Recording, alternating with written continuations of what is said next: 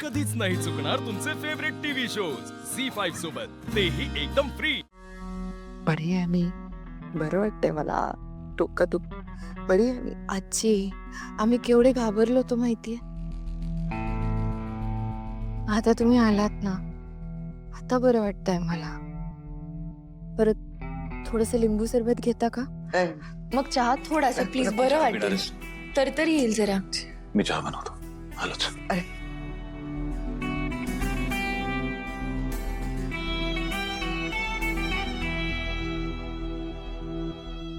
आजी, तुम्ही कुठे गेला होतात आम्हाला काहीच माहित नव्हतं. आम्ही इतके घाबरलो होतो. तुमचा फोन पण स्विच ऑफ होता. म्हणून मग आम्ही तुम्हाला शोधत शोधत मंदिरात गेलो.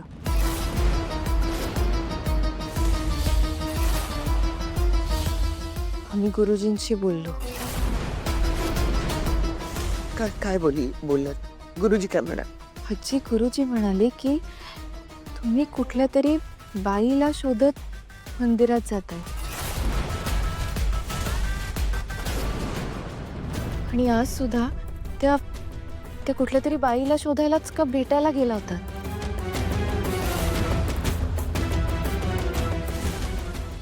आजी, अहो काय चाललंय तुमच्या मनात? आणि कोण आहे ती बाई? इतकं का भेटायचंय तुम्हाला तिला? आजी, मला सांगाल का? मैत्रीण ना मी तुमची. मग का गोष्टी लपवताय माझ्यापासून? हे बघा, जे काय ते मला खरं खरं सांगा. मी कोणालाच सांगणार नाही. एजंटनाही कळू देणार नाही. सरू, मला काय वाटतं माहितीये? काय वाटतं? ऐकणार आहेस का तू माझं? ऐकतेच आहे बहिणी. मला असं वाटतं की आपण मंदिरात जायला हवं. पण तिथे जाऊन काय उपयोग बहिणी? आजी तर मंदिरातून आल्या ना, आता तिथे जाऊन आपण कोणाला शोधायचं?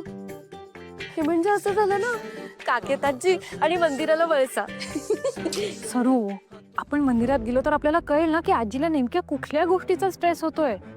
ते कसं? म्हणजे बघ, बघतेच आहे बहिणी. बोला तू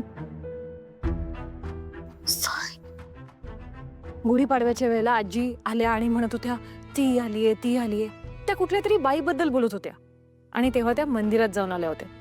आजही आजी कुठल्या तरी बाईबद्दल बोलतायत आणि त्या मंदिरात जाऊन आल्यात. म्हणजेच आपल्याला मंदिरात काहीतरी क्लू नक्की मिळेल. आपल्याला मंदिरात जायला हवं ग.